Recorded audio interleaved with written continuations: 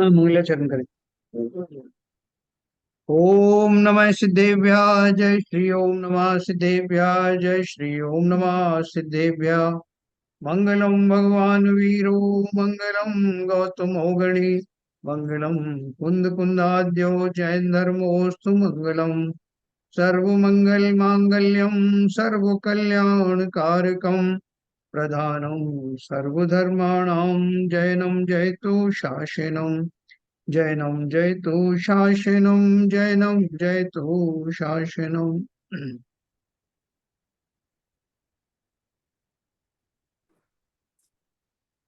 मोक्ष मार्ग प्रकाशक का 7वां अधिकार हम लोग पढ़ रहे हैं, जिसमें अभी व्यवहाराभासी मिथ्या दृष्टि का वर्णन चल रहा है। जिसमें हमने पहले सम्यक दर्शन की सापेक्ष में मिथ्या दृष्टि तत्वों का स्वरूप कैसे मानता है वो हमने पढ़ा।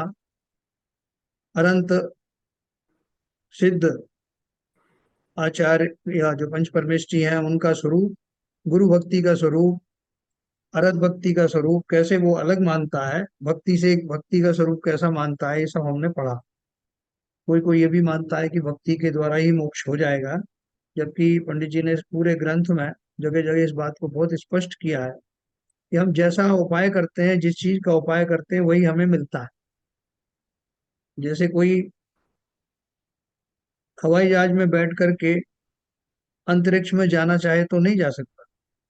अंतरिक्ष में जाने के लिए उसको रॉकेट का इस्तेमाल करना पड़ेगा।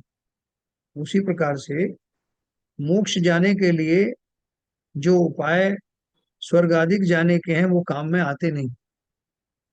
लेकिन ज्यादातर जीव जो है उनको मोक्ष के उपाय मालूम नहीं होने से वो जो उपाय करते हैं वो नियम से स्वर्ग आदि सुख के ही होते हैं। और इसलिए वो कितने ही जीव नौवें ग्रेवेग तक तो जाते हैं, लेकिन मिथ्या दृष्टि तब भी बने रहने के कारण वापस आ जाते हैं। और फिर जब तक सम्यक दृष्टि नहीं बनते तब तक मुक्ति का मार्ग प्रशस्त नहीं होता। तो कल हमने इसके बारे में चर्चा की थी कि उनका जो भक्ति सराग भक्ति आदि का जो स्वरूप है उसको वो जानता नहीं। उसको हमने बहुत सारे नियम पूर्वक समझा था कि वीतरागता की प्राप्ति कैसे होती है, और वीतरागता हुए बिना स्वर्ग आदि तो मिल सकते हैं लेकिन मोक्ष की प्राप्ति कभी भी होती नहीं। तो ये अपन वही इसी बात को फिर से देखते हैं आगे उन्होंने क्या लिखा है गुरु जी ने।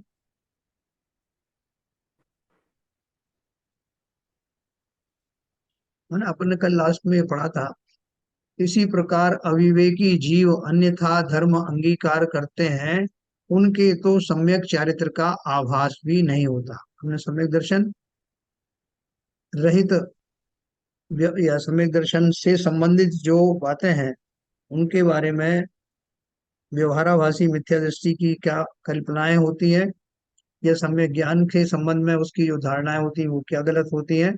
और हम सम्यक चारित्र के बारे में पढ़ रहे हैं। हमने इसके ऊपर में काफी कुछ पढ़ा, अभी और थोड़ा सा उसका सम्यक चारित्र का जो है थोड़ा सा जो बचा है वो बता रहे हैं।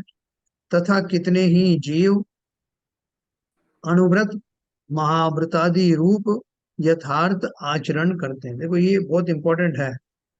बोल रहे हैं कि कितनी सीमा तक, कितनी उत्कृष्टता के साथ में वो मुनि धर्म का पालन करते हैं, श्रावक धर्म और मुनि धर्म का पालन करते हैं। और वो भी ये मानते हैं कि इन भावों से या इन उपायों से मेरा मोक्ष जाना निश्चित है।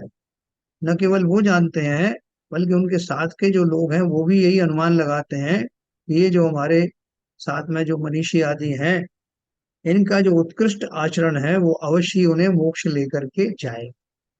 तो पंडित जी ने बहुत क्लियर किया है कि देखो भाई ऐसा है, जो उपाय जिस काम का है आप उसमें प्रगाढ़ता कितनी भी ले आओ, लेकिन उपाय तो वहीं तक जाएगा।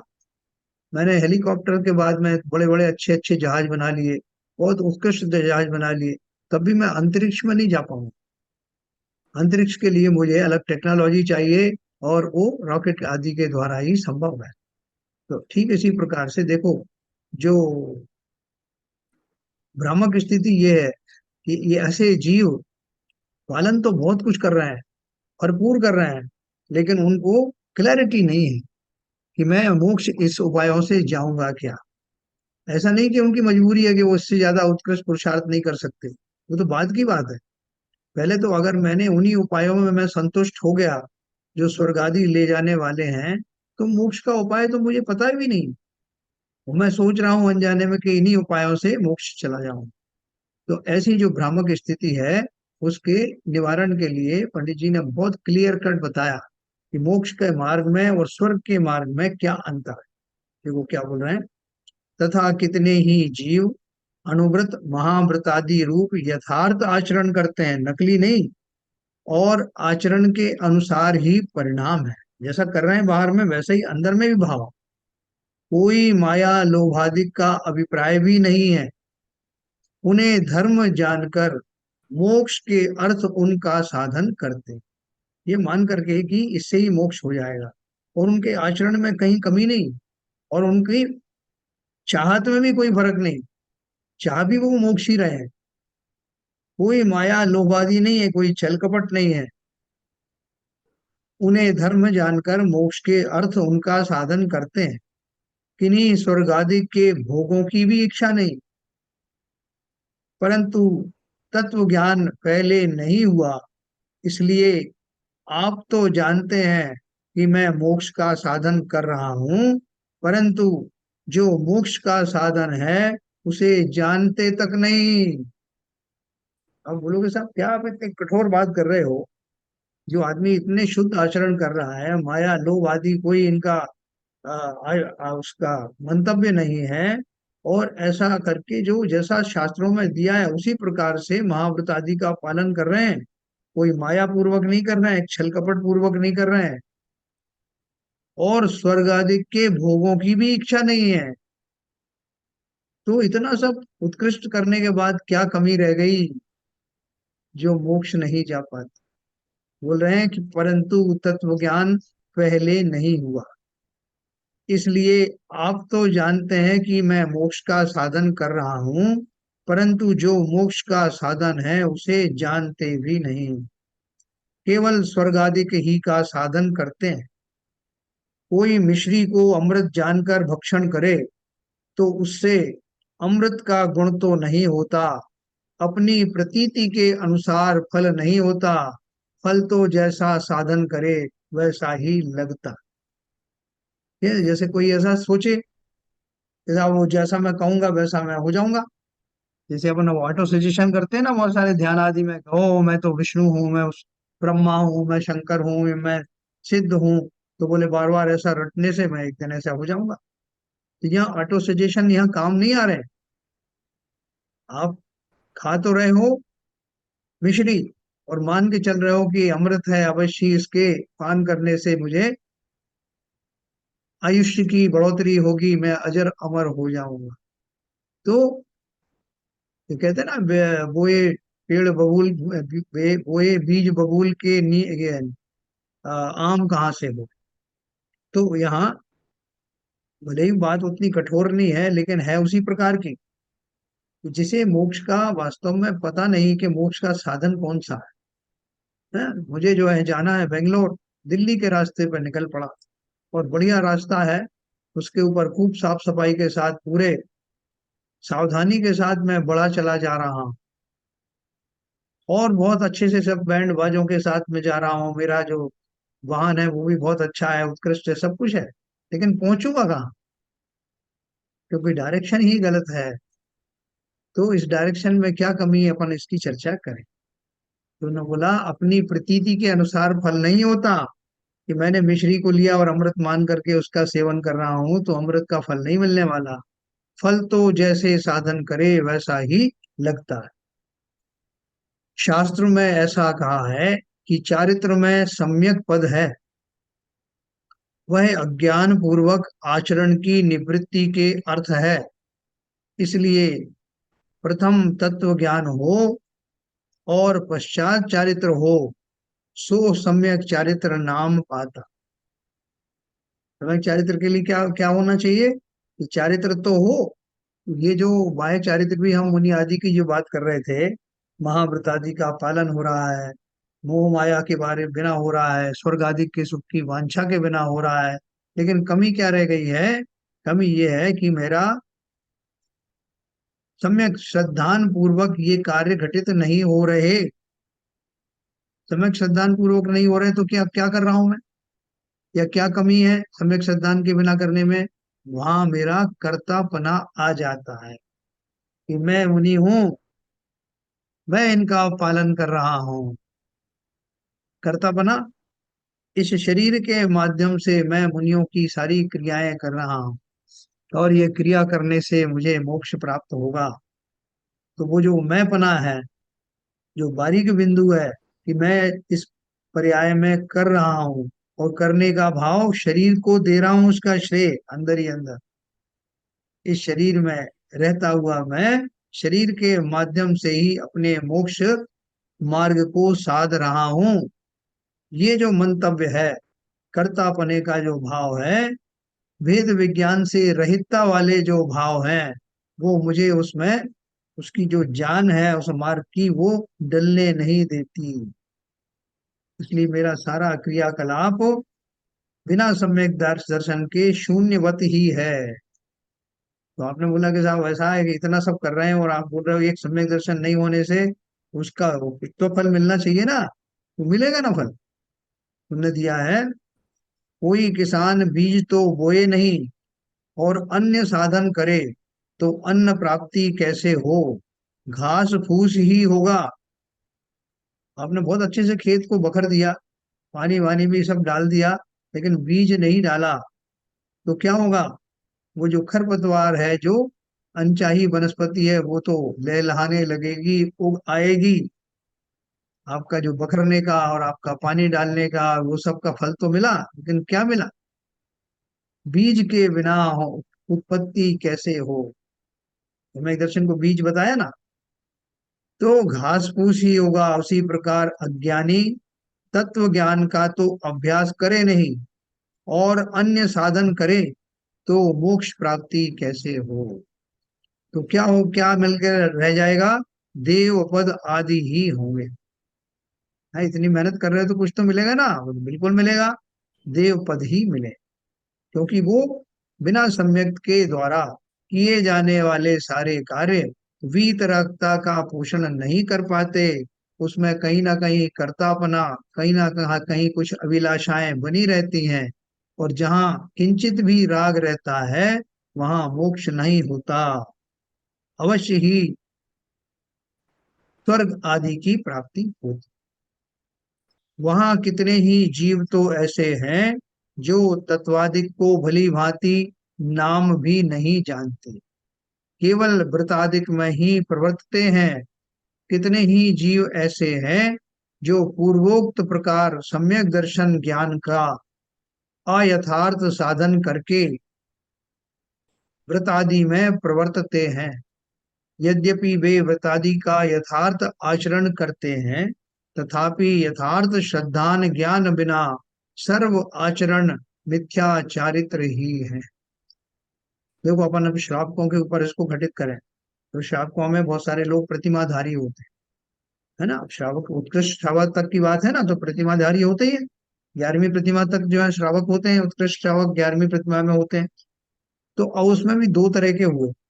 एक तो वो जिन्होंने शास्त्रों में 11 प्रतिमाओं के बारे में पढ़ा, उनका स्वरूप पढ़ा, और स्वरूप पढ़ के उनके मन में एक बात आई कि मैं क्यों ना वो प्रतिमाएं धारण करूं।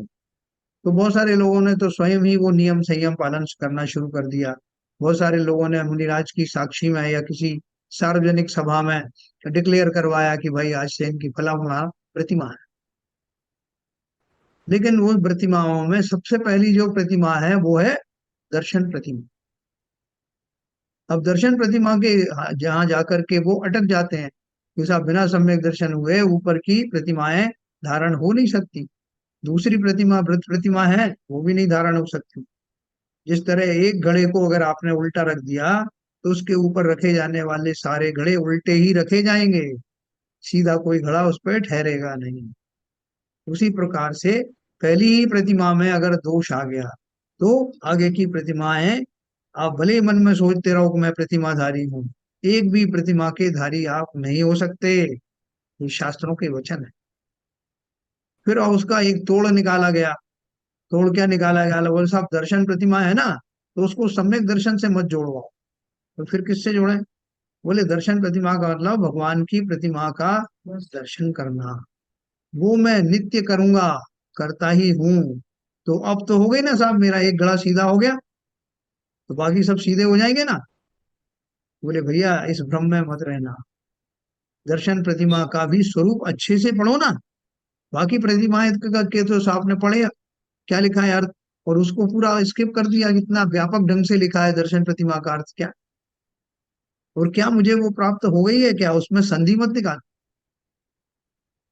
तो अगर वो दर्शन प्रतिमा मेरे अंदर घटित नहीं हुई है, तो सारी प्रतिमाएं खाली आभास रूप से है। मैं ऐसा मानता हूं कि मैं प्रतिमाधारी, बहुत से आचरण भी करने लगते हैं, कुछ अपने ड्रेस कोड के हिसाब से कपड़े पहनने लगते हैं, सब में डिक्लेयर कर देते हैं कि मैं फला फला प्रतिमाधारी हूँ, जिससे मुझे उतना जो है वो मान आदि भी मिले, और लोग मुझसे उस तरह से बात करें कि मैं देखो मैं प्रतिमाधारी। तो ये जो लोभ है, मान आदि का लोभ है, या बाह्य क्रियाओं को करने का कर्तापना है, वो सारा ही मिथ्या दृष्टिपने में ही आता है। पंडित जी ने आगे लिखा है कि वो अगर वो ये तप आचरण करते हैं, अगर ये मान करके कोई करे कि भैया मैं उनकी प्रैक्टिस कर रहा हूँ प्रतिमाओं की, ये वास्तव में प्रतिमा तो नहीं है, लेकिन जब प्रतिमा सम्यक दर्शन भी हुआ नहीं है, तो मैं कम से कम अपने जीवन को अनुशासन में तो लाऊं, जिससे कि सम्यक दर्शन प्रकट हो। अगर इस भाव से मैं उन व्रतों को पालता हूं तब तो कोई हर्ज नहीं। लेकिन मैं मानी बैठा हूं कि मैं तो प्रतिमाधारी हूं, जैसा शास्त्रों में बताया सारी प्रतिमाओं की मेरे पास प्राप्ति है, तो जब मैं चला ही नकली रास्ते पर गया, तो असली रास्ते की खोज ही बंद हो जाएगी। मैं खोज करूंगा नहीं, मैं इसी अभिमान में चूर हो जाऊंगा कि मैंने ये प्रतिमाएं धारण कर, असली प्रतिमाओं का स्वरूप जानूंगा ही नहीं, उन पर चलूंगा ही नहीं। तो स्वयं को छलना, दूसरों को छलना, और उस खोटे खोटे इसलिए कि वो वास्तविक मार्ग नहीं है, उस मार्ग पर चल करके कल्पना में ही मान लेना कि मैं तो उत्कृष्ट श्रावक हो गया। क्योंकि सम्यक दर्शन के बिना जीव को वास्तव में वेद विज्ञान हुए बिना स्व की स्व का कर्तापना छूटता नहीं, शरीर आदि में आसक्ति बनी रहती है, शरीर के माध्यम से होने वाली क्रियाओं को वो अपनी क्रिया मानता है, जो कि मिथ्या दृष्टियों के ही पाया जाता है। तो इसलिए बोल रहे हैं यद्यपि वे, और वो किसकी बात कर रहे हैं, ये तो जो मैं आपको बता रहा हूँ, उसमें भी वो व्रत आदि जो आगे की प्रतिमा है वो भी भली प्रकार से नहीं पालन कर रहे हैं। उनमें दो मंतव्य है, मान आदि का पोषण, और दूसरा ये कि अपनी सुविधा के अनुसार उन व्रतों का पालन करना, वो भी वास्तविक नहीं है। तो वो तो आगे लिख रहे हैं कि अगर वो वास्तविक भी है, यद्यपि वे व्रत आदि का यथार्थ आचरण करते हैं, ये दूसरी कैटेगरी बता रहे हैं, जो व्रत आदि जैसे दिए हैं वैसे ही करेगा, लेकिन श्रद्धान उनका भी खोटा है। तथापि यथार्थ श्रद्धान ज्ञान बिना सर्व आचरण मिथ्या चारित्र ही है। देखो, अपने जगह जगह शास्त्र अपने पास अवेलेबल है, कोई किसी को भ्रमित नहीं कर सकता कि कोई अपने हिसाब से परिभाषाएं बना ले, बोले साहब इस शास्त्र में गलत लिखा है, उस शास्त्र में गलत लिखा है, हम जो भी कर रहे हैं वो सही है। कोई भी ग्रंथ, हमारे प्राचीन ग्रंथ उठा के पढ़ना, उनमें जो प्रतिमाओं का स्वरूप लिखा है वो ऐसा ही है या नहीं। ये किसी ने कोई द्वेष भाव से नहीं लिखा कि साहब हम तो अच्छे खासे व्रत कर रहे थे, आपने जबरदस्ती सम्यक दर्शन का बखेड़ा खड़ा कर दिया, और आप हमें मानने को तैयार नहीं हो कि हम उत्कृष्ट श्रेय श्रावक हैं। भाई हमारे मानने नहीं मानने से कुछ नहीं होता, शास्त्रों की ज्ञान के प्रकाश में जानना कि ये मेरे आचरण कितने सार्थक हैं मोक्ष मार्ग के लिए। सब जगह लिखा है कि सम्यक दर्शन के बिना सब कुछ शून्य है। तो ये व्रतादि महाव्रतादि सभी शून्य है। आप पालन कर रहे हो, अगर कर पा रहे हो तो बहुत अच्छा है, ये सम्यक दर्शन प्राप्त करने में आपका साधन बन सकते हैं। लेकिन ये मान करके करना कि ये स्वयं में अभी सच्ची प्रतिमाएं नहीं है। आगे लिखा है देखो पंडित जी, यही समय सार कलश में कहा है। समय सार कलश अपन पढ़ेंगे बाद में। क्लिश्यन्ताम स्वयमेव दुष्करतरै मोक्षोन्मुखै कर्मभिः क्लिश्यन्ताम च परे महाव्रतपो भारेण भग्नाचरम आवाज सक्षान कटती है सर। मोक्ष। अच्छा, अब वो बैंड का प्रॉब्लम है थोड़ा। हम्म। सक्षान मोक्षमिदं निरामय पदम संवेद्यमानं स्वयं ज्ञानं ज्ञान गुणं विना कथमपि प्राप्तुं शमन्ते नहीं। क्या ज्यादा कटी तो नहीं आवाज? अभी अभी ठीक हुई। ओके, वो बीच बीच में क्या वो बैंड है ना, वो अच्छा मोबाइल का हॉटस्पॉट से कनेक्ट किया हुआ है। अच्छा अच्छा। मोक्ष से परान्न मुक्त, देखो इस ये जो कलश है, समय सार कलश, कलश किसे कहते हैं? कि वो जो प्रसिद्ध गाथाएं होती हैं, उन गाथाओं में से कुछ गाथाओं को छांट करके विशेष गाथाओं के ऊपर अमृत चंद्राचार्य ने विशेष टिप्पणी की है। तो वो जो टिप्पणियां हैं, उनकी जो टीका है, वो उन्होंने कलश के रूप में उनको स्थापित किया है। उसमें माल भरा है। देखो क्या बोला उसमें, मोक्ष से पराण्मुख ऐसे अति दुस्तर पंचाग्नि तप नादि कार्यों द्वारा आप ही क्लेश करते हैं तो करो। जिन जिन के पास में ये किताब है, मोक्ष मार्ग प्रकाशक, बहुत लोगों ने खरीदी थी, वो कृपया खोल के बैठे। तो जैसे कहीं आवाज कटती भी है तो वो उसमें देखेंगे और उनको खुद भी अच्छा लगेगा। नहीं, मैं तो खोल के बैठा हूँ। मैंने, आप तो बैठे हो वो तो मुझे मालूम है, लेकिन और भी लोग हैं जो लेके ही नहीं आए होंगे, उनके पास होंगी। तो मेरी सबसे आपसे अपील है, जिन जिन के पास किताब है वो भी लेकर के बैठिए, कि अगर मेरी आवाज कहीं बीच में खंडित होती है तो उससे आप मिलान कर लें। आप ये लिंक है ना, वो जो आप जो भेज रहे हैं, उसमें साफ साफ लिखा हुआ है सब कुछ, पढ़ रहे हैं उसे। हाँ जो आप सर। बोल रहे हैं ना, जी। आप जो बोल रहे हैं वो लिखा हुआ दिखाई दे रहा है। नहीं, इसमें तो लिखा है, इसमें तो जी। लिखा है, लेकिन कुछ लोग ये बोल सकते हैं कि ये जो शास्त्र पढ़ रहे हैं वही गलत है। ये तो नहीं, कह क्या सकते हैं ना, मतलब? भाई क्या मतलब? इस शास्त्र में तो अपन को सब दिख रहा है, जो लिखा हुआ है प्रत्यक्ष, ठीक है ना। हाँ लेकिन कोई ये कहे कि हो सकता है कि ये जो ग्रंथ आप पढ़ रहे हो इसमें तो दिखा है, लेकिन बाकी ग्रंथों में ऐसा लिखा नहीं, या हमने देखा नहीं। नहीं नहीं, बाबूजी जो कह रहे हैं आप समझो। हाँ बाबूजी जो कह रहे हैं कि जो मैं किताब रखा है सामने, जो प्रत्यक्ष पढ़ रहा हूँ, हाँ वही वही वर्षन आपने शेयर करके साइट पे डाला हुआ है, वो भी स्पष्ट दिख रहा है उनको। और वो हाँ। स्पष्ट, उसमें स्पष्टता है, तो कोई प्रॉब्लम नहीं है। नहीं नहीं, उनकी तो वो जिन्हें इनमें प्रॉब्लम मैं समझ विश्वास रहा हूँ। नहीं है, इस शास्त्र में विश्वास नहीं है, वो तो कहीं विश्वास कर ही नहीं सकते कहीं। हाँ हाँ हाँ, बस उनको- वो वही कह रहे तो अरे शास्त्र, भाई, जो शास्त्र आप लेके चल रहे हैं, उस पर अगर आप विश्वास नहीं है तो स्वाध्याय ही नहीं करना चाहिए। हैं। हाँ, वो विश्वास नहीं है, स्वाध्याय करने का कोई मतलब नहीं है। जैन साहब बिल्कुल बिल्कुल बिल्कुल। बिल्कुल सही कह रहे हैं बाबू। तो देखो, अभी आगे उन्होंने जो समय सार की गाथा दी, अब ये समय सार की जो गाथा है, इसका अर्थ किसी और, जो भी समय सार जो प्रकाशित हुए हैं, कई कई जगहों से हुए हैं, सभी में इस कलश की या इन गाथाओं की ऐसा ही व्याख्या है, उसमें कोई अलग नहीं है। तो देखो क्या लिखा है उसमें, मोक्ष से परान्मुख ऐसे अति दुस्तर पंचाग्नि तपनादि कार्यों द्वारा आप ही क्लेश करते हैं तो करो, तथा अन्य कितने ही जीव महाव्रत और तप के भार से चिरकाल पर्यंत क्षीण होते हुए क्लेश करते हैं तो करो, परंतु यह साक्षात मोक्ष स्वरूप सर्व रोग रहित पद जो अपने आप अनुभव में आए, ऐसा ज्ञान स्वभाव, वह तो ज्ञान गुण के बिना अन्य किसी भी प्रकार से प्राप्त करने में समर्थ नहीं।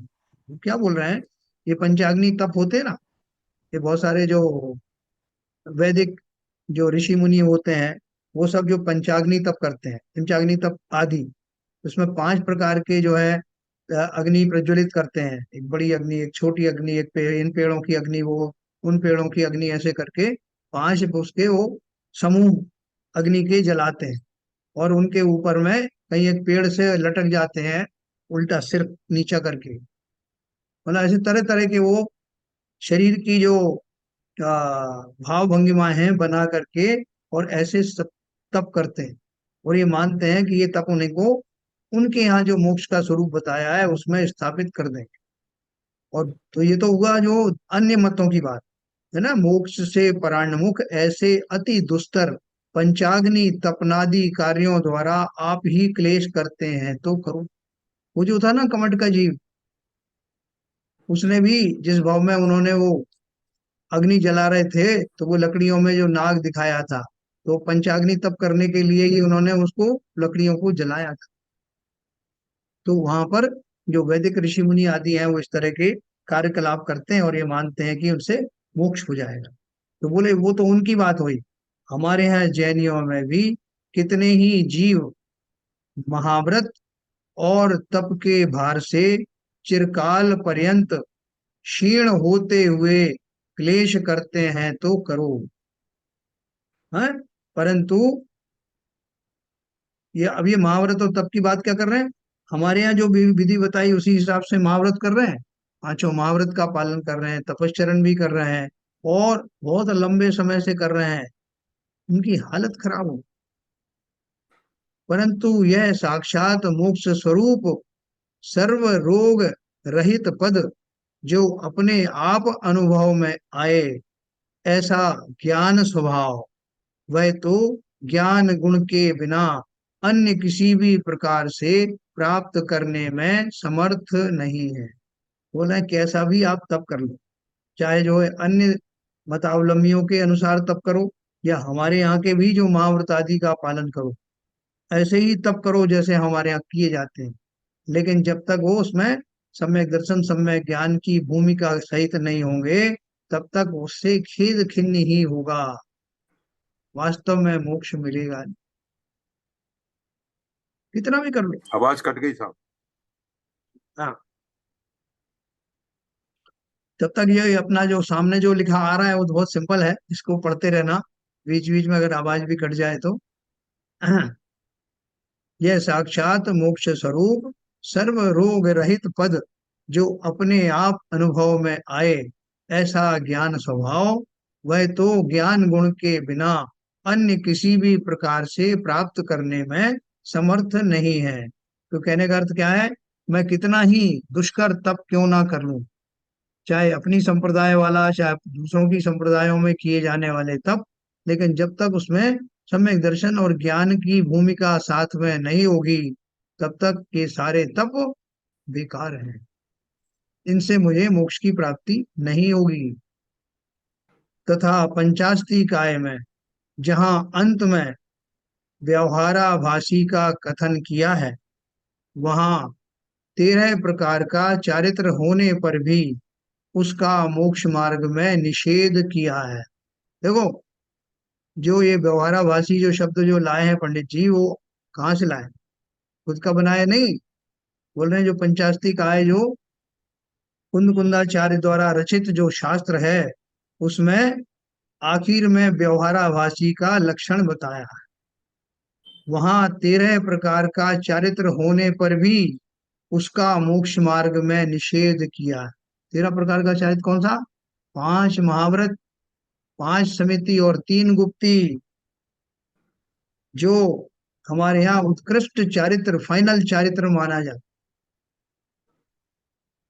है। चारित्र जो है ये 13 प्रकार का होता है। अपन जब सम्यक चारित्र की पूजन करते हैं, 13 विधि पूजो सदा, और सम्यक दर्शन के बिना होने वाले ये पूरे 13 प्रकार का चारित्र भी मोक्ष मार्ग में सफल नहीं होगा।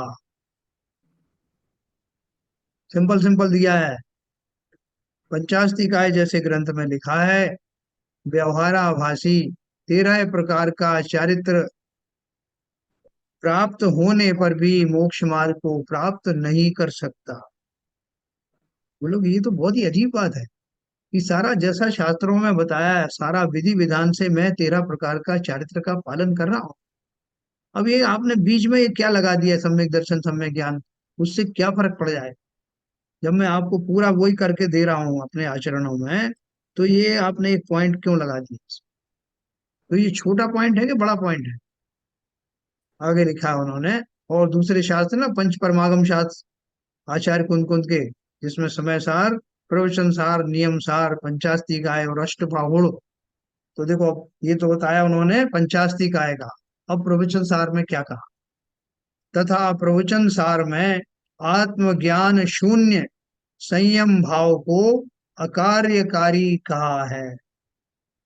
अरे ये तो हमारे पीछे ही पड़ गए सब महाराज लोग। इतनी मेहनत भी हम कर रहे हैं, हम मुनि बन के हमने ये सब संयम भाव धारण किए, जैसा शास्त्रों में लिखा बिल्कुल वैसा ही करते गए। लेकिन ये तो बोल रहे हैं कि इससे भी कुछ होगा नहीं। प्रवचन सार में आत्मज्ञान शून्य संयम भाव को अकार्यकारी कहा है। संयम भाव भी कहाँ से लाए हैं? संयम भाव तो है, लेकिन आत्मज्ञान शून्य से अर्थ क्या है, ये अपन अभी अभी डिस्कस करेंगे। तथा इन्हीं ग्रंथों में व अन्य परमात्म प्रकाशादि शास्त्रों में इस प्रयोजन के लिए जहां तहां निरूपण है। इसलिए पहले तत्वज्ञान होने पर ही आचरण कार्यकारी है। पंडित जी बोल रहे हैं कि कोई भी शास्त्र उठा के देख ले, सम्यक दर्शन ज्ञान के बिना होने वाला समस्त आचरण, समस्त चारित्र शून्य ही है। कैसा शून्य है? कि शून्य के पहले अंक लगाओगे तो उसकी वैल्यू होती है, लेकिन अंक है ही नहीं तो सब शून्य ही रहने वाला। इसलिए हमारे यहाँ सबसे पहले क्या कहा कि सबसे पहले सम्यक दर्शन की प्राप्ति हो। अब सम्यक दर्शन की प्राप्ति के लिए हम क्या करें? हाँ, अपन उसके अभी वो करेंगे, डिस्कशन करेंगे। अभी देखो, पहले तो अपन इस बात को नक्की करें कि हाँ, सम्यक दर्शन ज्ञान की कितनी महिमा है। जो सात तत्वों का जो श्रद्धान है उसमें वो सम्यक दर्शन, सम्यक ज्ञान पूर्वक ही वो चिंतन होता है, तभी वो सात तत्वों का वास्तविक स्वरूप पता लगता है। तो पहले हम इस बात को अच्छी तरह से नक्की करने के लिए जगह जगह पर सम्यक दर्शन, सम्यक ज्ञान की महत्ता बताई गई। क्योंकि लोगों को क्या लगता है कि सम्यक दर्शन, सम्यक ज्ञान प्राप्त करना अपने बस का तो है नहीं। अपन तो एक शॉर्टकट मारो। शॉर्टकट क्या है? कि अपन वो नियम संयम पालन करो जो शरीरों के द्वारा होते हैं। शरीर आश्रित क्रियाएं हम कर पाते हैं। इसलिए आप देखो कि भक्ति आदि के भाव करना बहुत आसान होता है। उस दिन अपने यहाँ खारगर में एक मुनि महाराज आए थे, दो आए थे। उन्होंने यही कहा कि ये जो जितने लोग बैठे हैं, कि पांच की बजाय मैं इनसे कहूं कि भैया और ज्यादा पूजन करना है, तो बोलेंगे महाराज हम शाम तक जो है पूजन ही करते रहेंगे, हटेंगे नहीं यहाँ से। आप कहो तो सही। बोले अगर मैं इनसे यही कह दूं कि तुम 1 घंटे स्वाध्याय करो, भाव पूर्वक करो, समझ समझ के करो, तो ये कोई भी खड़े नहीं होने वाले, कि उनसे नहीं होता। क्यों? क्योंकि हम शारीरिक क्रियाओं के आदि हैं, उसमें हमें दक्षता प्राप्त है। लेकिन भावों को, अपने उपयोग को बिना भ्रमित किए हुए एक आत्मा या उससे रिलेटेड चीजों में लगाना बहुत मुश्किल का, बहुत मुश्किल, मीन्स बहुत मुश्किल।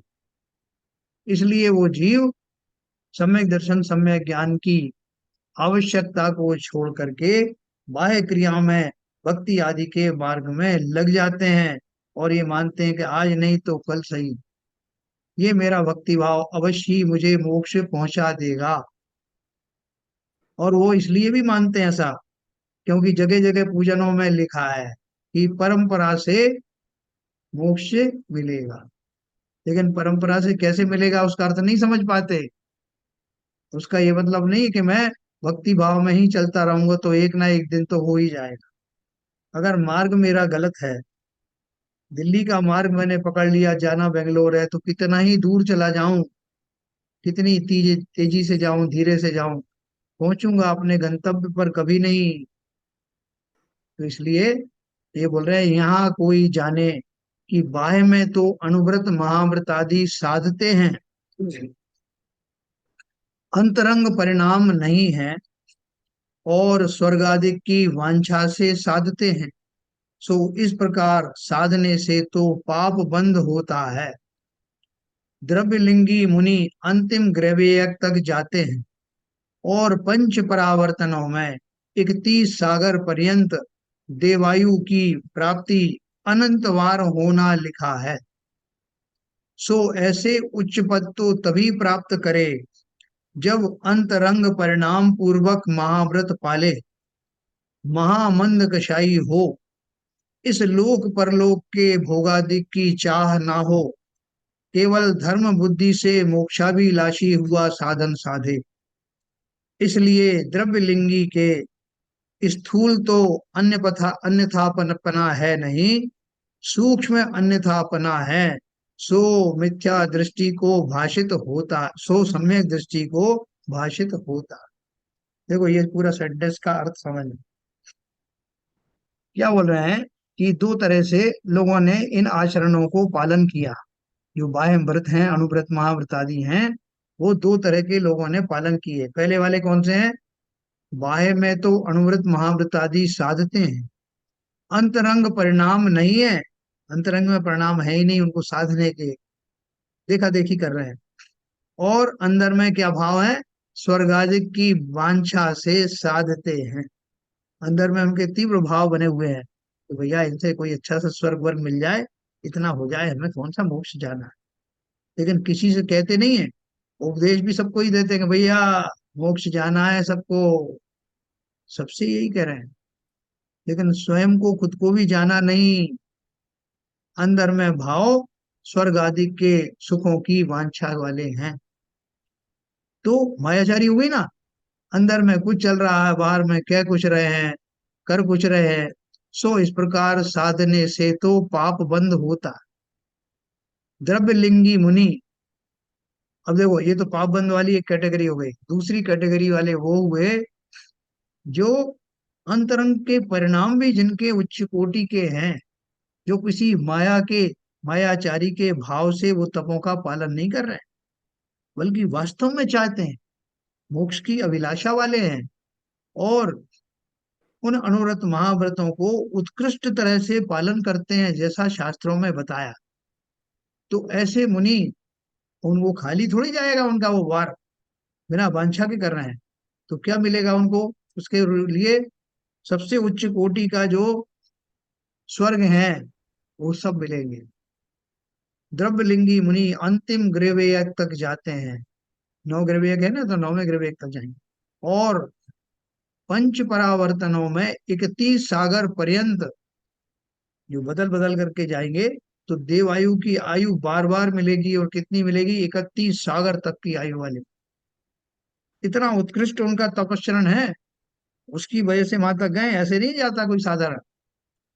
और अनंत बार जाते हैं तो बोल रहे हैं सो ऐसे उच्च पद तो तभी प्राप्त करे जब अंतरंग परिणाम पूर्वक महाव्रत पाले।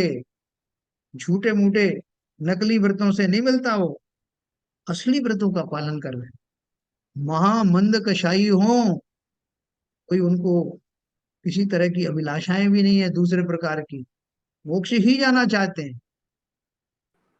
महामंद कशाई हो, इस लोक परलोक के भोगादि की चाह भी ना हो, केवल धर्म बुद्धि से मोक्षाभिलाषी हुआ साधन साधते हैं, तब जा करके ग्रैवेयक में उच्च कोटि के स्वर्ग में पद पाते, है ना। तो इसलिए बोल रहे हैं कि ये भी कोई साधारण चीज ढंग से नहीं मिलते कि हम और आप ही हो जाएंगे साहब, वो तो 9वें ग्रह तक, उसके लिए भी इतनी तपस्या आवश्यक है। इसलिए तो बोल रहे हैं कि द्रव्यलिंगी मुनि को फिर कमी क्या रह गई? जो कुछ आपने शास्त्रों में पढ़ा है, देखा है, उससे क्या विपरीतता है? तो उन्होंने क्या बताया, इसलिए द्रव्यलिंगी के स्थूल तो अन्यथापना है नहीं, मोटा मोटा तो कोई भी गलत नहीं कर रहे, मोटा मोटे में स्थूलता से बिल्कुल मुनि जैसा ही आचरण कर रहे हैं, उन्हीं मुनि जैसा जो मोक्ष जाते हैं। लेकिन फिर भी मोक्ष नहीं हुआ तो बोले उसके पीछे एक बहुत छोटा सा एक सूक्ष्म सूक्ष्म अन्यथापना है जो सम्यक दृष्टि को भाषित होता है। हाँ भाई, विज्ञान आदि जो है वो उन्हीं को, अच्छा वो ऐसा भी नहीं है कि वो नहीं चाहते हैं, या कोई नकली बना कर रहे हैं, उनको पता ही नहीं चलता कि कमी कहाँ रही। लेकिन अगर वो सम्यक दृष्टि जीव है तो उसको स्वयं को भी पता रहता है कि उसके मूल में जो भेद विज्ञान पूर्वक सम्यक दर्शन है, उसके अभाव में तत्वों का श्रद्धान वैसा उस जाति का, उस कोटि का नहीं हो सकता जैसा सम्यक दृष्टि को होता। सारे तत्वों का स्वरूप में उसको उतनी प्रखरता के साथ वो प्राप्त नहीं। जैसे आपका जो फोकल लेंथ खराब हो जाए, आंख की जो दृष्टि है ना, जो जो बोलते हैं क्या होता है, वो कैटरेक्ट वगैरह हो जाता है, तो उसमें डॉक्टर क्या बोलता है कि साहब आपकी दृष्टि से दिखाई तो देगा लेकिन फोकस्ड नहीं दिखाई देगा। आपका फोकल पॉइंट बदल गया तो आपको जितना स्पष्ट से एकदम कहना दिखाई देना चाहिए वो नहीं दिखाई देगा। हम सब इलाज कर देंगे लेकिन साहब उसका इलाज नहीं हो पाएगा। आपको दिखेगा तो सही लेकिन ऐसा धुंधला धुंधला दिखे। तो वहां सम्यक दृष्टि की दृष्टि एकदम पैनी फोकस्ड होती है, उसको पता लगता है। न केवल वो जानकारी में बल्कि अनुभव में भी वो जानता है। ये सात तत्वों को जितनी फोकस्ड भाव से सम्यक दर्शन के द्वारा, सम्यक ज्ञान के द्वारा जाना जा सकता है, वैसा मिथ्या दृष्टिपने के साथ जानना नहीं होता। सम्यक दर्शन की जो महिमा है उसको हल्के में मत लेना। जैसा एक सम्यक दर्शन की तो बात है ना, उसे छोड़ दो। दर्शन प्रतिमा बाद में देख लेंगे, बाकी प्रतिमा तो आ गई ना, कतई नहीं आएंगी। हमारे यहाँ तो तत्वार सूत्र में क्या कहा, सम्यक दर्शन के बिना होने वाले व्रत बाल व्रत हैं, और तपों को बाल तप कहा, जैसे बच्चे करते है ना। ये किसी की आलोचना करने के लिए नहीं, किसी को का मनोबल डिगाने के लिए नहीं। जैसा आप ऐसा बोलोगे तो जिनने प्रतिमा धारण की है वो क्या सोचेंगे, बिल्कुल नहीं, शास्त्र सम्मत बातें हैं ये। और जिन्होंने इतना साहस किया है प्रतिमा धारण करने का, वो सम्यक दर्शन की प्राप्ति के लिए अपने उन प्रयासों को उस रूप में तब्दील कर लें। ये वास्तविक प्रतिमा तो नहीं है, लेकिन मैं इनके द्वारा अपने भावों में वो निर्मलता लाऊंगा कि एक ना एक दिन मेरा भेद विज्ञान पुष्ट होगा। ऐसा भाव करके करें तो कोई हर्ज नहीं। देखो आगे लिखा है उन्होंने, अब इनके धर्म साधन कैसे हैं और उसमें अन्यथापना कैसे।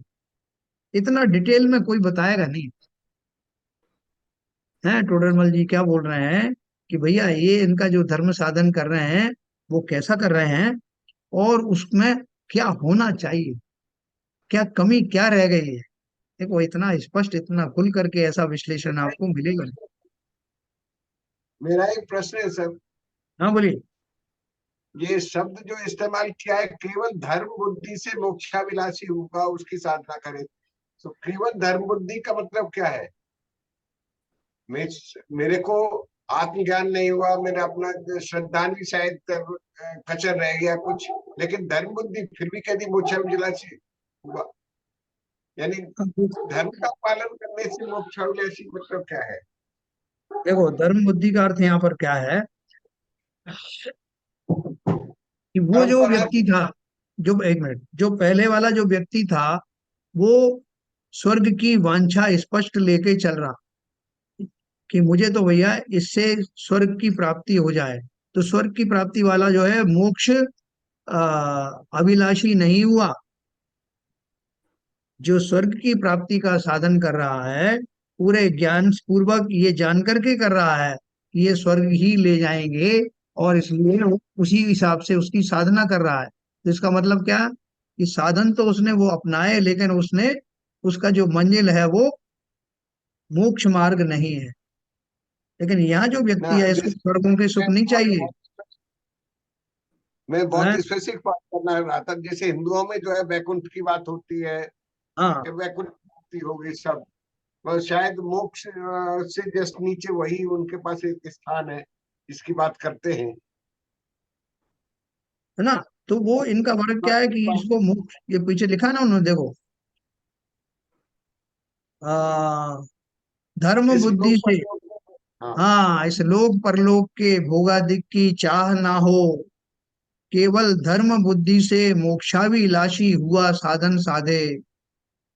देखो हम और आपको भी कई बार ये उपदेश सुन करके ऐसा लगता है कि हमें भी भैया मोक्ष ही जाना है, स्वर्गों के सुख हमें नहीं चाहिए। हम सब जगह कहते भी करेंगे, हमसे कोई पूछे अलग से कि आपको क्या चाहते है, बस हमें मोक्ष जाना। लेकिन ना तो हमें मोक्ष का स्वरूप पता, ना मोक्ष जाने के लिए कैसे परिणाम होना चाहिए ये जानते हैं, और ना ही हमारी जो अंदर में छिपी हुई कामनाएं हैं, अभिलाषाएं हैं, उनका भी हमें पूरा संज्ञान नहीं है। अंदर से तो मैं अभी भी वही चाहता हूँ, भले ही मुंह से कुछ भी कह रहा हूँ। बुद्धि पूर्वक तो मैं यही कह रहा हूँ कि मुझे तो मोक्ष जाना है, लेकिन अबुद्धि पूर्वक मेरे अंदर जो वासनाएं रची पसी हैं, मेरे संस्कार इतने गहरे हैं कि मैं जब कभी मुसीबतें आती हैं तो उनसे भयभीत अवश्य होता, और आगे भी मैं स्वर्ग आदि की ही कामना करता हूँ, क्योंकि उनके जो भोग हैं वो मेरे मनुष्य लोक वाले भाव भोगों से मिलते जुलते हैं, इसलिए मुझे आपका वही कहने प्रिय का है। मतलब है कि मैं चाह तो रहा हूँ स्वर्ग इत्यादि, लेकिन बात कर रहा हूँ मोक्ष शब्द इस्तेमाल कर रहा हाँ, हूँ कुछ इस तरह। बिल्कुल। तो वो तो कह रहे हैं इससे नहीं, इससे भी बड़े उच्च कोटि के जो मुनिराज हैं, जिनकी मोक्ष की ही अभिलाषा है, कोई छल कपट नहीं है, लेकिन फिर भी कमी क्या रह गई कि वो जो मार्ग था वो मेरा जो एरोप्लेन था उत्कृष्ट जाति का, मैंने एरोप्लेन तो बना लिया, सुपरसोनिक ये वो सब, लेकिन एरोप्लेन तो एरोप्लेन ही है, वो अंतरिक्ष में नहीं जाता, वो उतना पावरफुल नहीं। तो उतना पावरफुल मेरे धार्मिक संस्कारों मेरा एक को क्वेश्चन बनाने के लिए सम्यक दर्शन ज्ञान के बिना संभव होता नहीं। मेरा जी। एक क्वेश्चन है यहाँ पर। जी बोलिए। तो यहाँ पर जो इसमें जो भी अभी तक आया है, हाँ, इसमें जो हमारी मनुष्य बुद्धि से हम कोई सोच के चतुराई से हम कुछ पालें, वो ऐसा इसमें कहीं भी दिखता नहीं है। मतलब यहाँ पर वो आपके शुद्ध भाव आने ही चाहिए, और वो केवल एक ही चीज से आएंगे, वो आपकी सरलता से आएंगे। जब नितांत सरलता से आप उसको पाते हुए, आप कठोर सरलता, मतलब सरलता से ही रहना आप आपने सीखो, तभी वो आ पाएगा। बाकी ऐसे कोई चतुराई बुद्धि से यदि हम कोई ऊपर नीचे सोच के, कुछ भाव जगा के, कुछ त्याग करके या कुछ छोड़ के, हम उस लेवल पे जा नहीं सकते जिस लेवल पे जाने के लिए हमको आगे बढ़ने का मौका मिलता है। हाँ बराबर है। देखो ऐसा है कि सरलता की बात आपने कही, सरलता तो एक उसका एक एलिमेंट है। सरलता के अतिरिक्त जो है मुझे ये बात मालूम होना चाहिए अपने स्वरूप के बारे में। सरलता दो तरह से हो सकती है, कि मैं सम्यक दृष्टि तो नहीं हूँ, लेकिन अपने व्यवहार में बहुत सरल हूँ, मुझे किसी प्रकार की कुटिलता मेरे अंदर नहीं है, जैसा है वैसा ही मैं कहता हूँ, वैसा ही करता हूँ। लेकिन जैसा है वैसा करने में मेरा जो सम्यक दर्शन की प्राप्ति हुई है कि नहीं, ये अनिवार्य नहीं। ये तो एक एक श्रेणी हो गई, ये तो शुरू की श्रेणी हो गई। हाँ, जब आप आगे बढ़ते हो, जब आगे बढ़ते हो आप किसी चीज को पाने में, तो उस समय भी आपकी सरलता ही काम आएगी, हर चीज में सोचने में, वस्तु को देखने में, परखने में, जानने में। अब वहां पर भी कोई भी आपकी जो मनुष्य बुद्धि है, कोई मतलब कोई शॉर्टकट नहीं है, कुछ कुछ मतलब ऐसा नहीं है जैसे अपन एग्जाम परीक्षा के लिए हम कोई विशेष तरीका निकाल के और हम करके पास कर लेते हैं, वैसे कोई कोई इसमें रास्ता नहीं है। रास्ता एक ही है कि आपको जो रास्ता बताया है जो जिनेंद्र भगवान ने, उसी रास्ते से वो जाना पड़ेगा। वो भी जब ही है जब आप उसको सरलता से चलते हुए चलेंगे तो ही हो पाएगा, वो अदरवाइज नहीं हो पाएगा। ये आप सही कह रहे हैं। वो जो सरलता का आपका जो कहने का अर्थ है कि वो सरल, अभी देखो जैसे हमारे किसी छोट माएँ होती हैं, वो अपने बच्चों को देखती हैं कि बहुत भोला है मेरा बच्चा, तो वो ये क्या कहती हैं कि ये तो बहुत सीधा है, राज सभी जिसके जो सहभागी हैं, सहपाठी लोग हैं, इसको मूर्ख बना देते हैं, इतना सरल है ये। तो उसको भी समझाती हैं वो कि बेटा इतना जो है सरल बनने का फायदा नहीं है, थोड़ा चंट चालाक भी बनो। तो वहां वो सरलता को सर्वथा बेकार नहीं कह रही, लेकिन उनको दैनिक कार्यों में लगता है कि इतने सरल होने से इसको नुकसान होगा, तो वहां सरलता की परिभाषा वो ऊपर ऊपर से परिभाषा मानते हैं। लेकिन जैसे आपने कहा वास्तविक जो सरल अवस्था है जो मुनियों की पाई जाती है, भावलिंगी संतों की होती है, उसमें जैसा मेरा स्वरूप है, जैसा धर्म का स्वरूप है, उसको उसी विधि से मान करके कोई कष्ट हो जाएगा या कुछ अन्यथा हो जाएगा ऐसा भाव भी कभी उनको आता नहीं।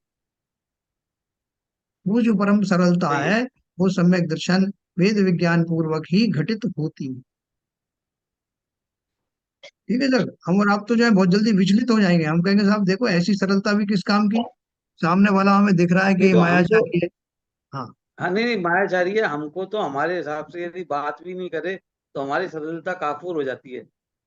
हाँ। हम यदि, तो हमारी सरलता काफूर हो जाती है, हमको लगता है अरे क्या बात कर रहा है। तो हम वो जो हमारे अंदर जो धैर्य और वो जो कमी है सरलता पाने की, सरल बनने की, वो ही पहला सीढ़ी है जो हमको इस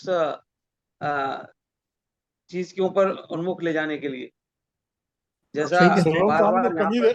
बार बार जो सरल यहाँ पर दृष्टांत दे रहे हैं कि जो मंदिर में जाने का है, भक्ति करने का, पूजा करने का है, वो सब अच्छा तो है, सत्य तो है, लेकिन उससे वो आपको जो जिस कार्य के लिए अ, हमको जो जिस मोक्ष पाने के लिए वो सब कुछ काम आने वाले नहीं है, क्योंकि उसके लिए तो आपको जो बताई गई है जो हमारे को अभी वो ही उसी को पाना पड़ेगा, उसी से ही चलना पड़ेगा। नहीं, ऐसा है सजन जी, दो चीजें हैं। एक तो सम्यक सन्मुख मिथ्या दृष्टि जीव है, हम्म, और एक सम्यक दृष्टि जीव है। दोनों सरलता के भाव हैं उसके, दोनों के सरलता के भाव में बहुत अंतर होगा। जो सम्यक दृष्टि जीव होगा उसी सरलता, बिल्कुल क्या कहते हैं, तत्व ज्ञान का पूरा ज्ञान होने के बावजूद उसके बैकग्राउंड में उसके सरलता के वास्तव में अंतरंग अंतरंग से भाव होंगे। तो आप जो कह रहे हैं सही कह रहे हैं, जो पहली स्टेज है उससे निकल के बाहर निकल के आके सम्यक दृष्टि बनना पड़ेगा, तभी वो सरलता काम आएगी। हम्म। देखो जो समय सरलता के दृष्टि। साथ में हाँ। हाँ सुनो, बोलिए। हाँ बोलिए। सरलता के साथ में सहजता एक शब्द है। बहुत सही कहा आपने, मैं वही कहने वाला था। यही मैं कह बहुत रहा सही हूँ। शब्द। हाँ। सहजता पूर्वक सरलता जो होती है वो उपयोगी है। केवल सरल, केवल सरलता जो है उपयोगी, उतना उपयोगी नहीं है। आपके व्यवहारिक में, व्यवहार में वो काम कर जाएगी व्यवहार के लिए, लेकिन सहजता, सहजता पूर्वक सरलता जो होगी वो आपको सही मार्ग पर ले जाएगी। ये बहुत ये बढ़िया वही बात है। आपने कही, बहुत बढ़िया बात। देखो ये सहजता कैसे आती है, ये शब्द मैं इस्तेमाल करना चाहता था कि जैसे कि मान लो कि मैं एकदम सिंपल हूँ, मेरे घर पे मुझे सब सिखाया गया है कि सरल रहना चाहिए अपने को, तो कोई छल कपट नहीं करना चाहिए। अब सामने मेरा वाला व्यक्ति कोई आता है और वो छल कपट कर रहा है और मुझे पता लग रहा है, तो मैं क्या कहूंगा, भाई साहब आप मुझे इतना भोला भी मत समझिए कि आप कुछ भी कहोगे मैं मान जाऊंगा। तो वो मेरी सरलता सारी काफूर हो जाती है। लेकिन एक मुनिराज हैं, उनके सामने कोई दुष्ट व्यक्ति आता है और हम भी वहां खड़े हुए हैं, और वो महाराज को मूर्ख बनाने की चेष्टा कर रहा है, और महाराज बिल्कुल उसका कोई संज्ञान ले नहीं रहे, तो अपन को लगेगा कि महाराज को कोई समझ में क्यों नहीं आ रही जो बात मुझे समझ में आ रही कि ये कैसे बेवकूफ बना रहा। वहां वो सहज ही हो गए हैं। सहज क्यों हो गए हैं? कि उनको मालूम है, कर्म सिद्धांत भी मालूम है, उनको मालूम है एक द्रव्य दूसरे द्रव्य का कुछ भी भला बुरा करता नहीं। दूसरा ये कि मैं आत्मद्रव्य हूँ, मेरा कुछ भी बिगाड़ कोई कर नहीं सकता। ये सब बातें उनकी सहज में ही आ गई हैं, और क्योंकि ऐसा सब। ही जीव सहज हो सकता है, ऐसा हाँ। ही जीव सहज हो सकता है। जो यस। जो जो आपने बताया ना, जो मैं कुछ कर नहीं सकता, हाँ। जो जो कर्म है, कर्म के हिसाब से कुछ हो रहा है, जैसा होना है वैसा होता है। 500 हाँ। संभाग मिलते हैं तब काम होता है। जो ये बात जानता है वही सहज हो सकता है। वही बाकी ये सहज अगर मैं कर सकता हूँ, उन्हें गाली दे दी, उन्हें चढ़ के, ये सब चीजें तो सहजता में नहीं आती। हाँ। उनको मालूम है जब उनका बुरा भी हो जाए, मान लो बहुत सारे ये उनको कोई प्राणी खा जाते हैं, जंगल के प्राणी भी खा जाते हैं, सब कुछ हो जाता है, वो सब उनको मालूम है। लेकिन हम कहेंगे कि देखो हम होते तो पहले बच के करते, ऐसा ये उपाय करते। लेकिन उनको सब मालूम है कि जो होना है, घटित होना है, वो अवश्य होकर रहता है, तो उससे वो किंचित भी चिंतित नहीं होते।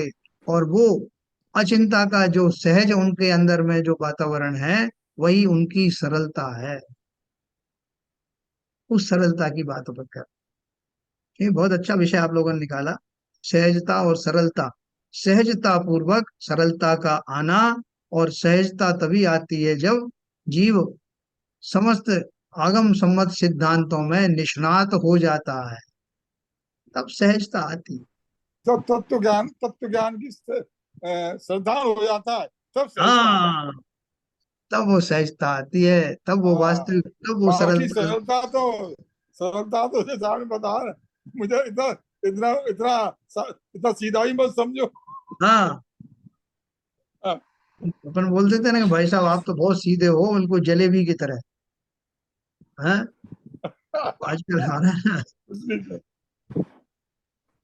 चलिए, बहुत बढ़िया है। तो ये अच्छा सिद्धांत है, हमने जो पढ़ा, देखो उसको आज एकदम शॉर्ट में मैं आपको बताता हूँ कि हम अगर वास्तव में मोक्ष मार्ग की ओर लगे हुए हैं, जा रहे हैं, उद्यत हो रहे हैं, तो कोई आवाज कहते हैं कट ना, रही हाँ, अपन बोलते हैं नक्कालों आवाज से कट रही है, सावधान। कुछ भी समझ में नहीं आ रहा। नहीं, आपका मुझे लगता है हैं, सभी को नहीं आ रहा समझ में? आवाज नहीं आ रही, आवाज तो आ रही होगी। नहीं नहीं, अब आवाज अभी अभी अभी आवाज बीच में कुछ सेंटेंस चले गए। आवाज मुझे डिस्टॉर्ट हो लगता है रही है वो टोटल। जो है कम हो जाती है। हाँ, ये वो ये बैंड। आपकी दिव्य ध्वनि लग रही है मुझे तो। आपकी आपकी दिव्य ध्वनि लग रही है मुझे, खिल रही है, ऐसा लग रहा है। चलिए, और समय ट्रांसमिशन भी, रेट जो है आपकी कम हो जाती है। हाँ, समय हो गया। जिनवाणी स्तुति करते हैं। ये थोड़ा बैंड का प्रॉब्लम रहेगा, क्योंकि वो मोबाइल के हॉट स्पॉट से कनेक्ट किया हुआ है। फिर भी 90% सेटिस्फैक्ट्री था सर। अच्छा, क्या चलिए ललित जी, मोबाइल से करने से ज्यादा ठीक आएगा क्या? मोबाइल से करने से ठीक आएगा, क्योंकि इसके उससे डिस्टॉर्ट हो रहा है आपका। कल आप मोबाइल से करके देख। ओके, फिर किसी को शेयर करना पड़ेगा। अच्छा, शेयर करनी होगी। चलिए चलिए, ललित जी, जिनवाणी स्तुति का। को ज्ञान के प्रकाश को अपर भास को भानु सी बखानी है। हो द्रव्य जान को बंध विधि भान अपर की जान को परम प्रमाणी है। अनुभव बताए को जीव के जताए सताए को भव्य उड़ानी है। जहाँ ताह तार को पार के उतार इस तार को यही जिनवाणी है।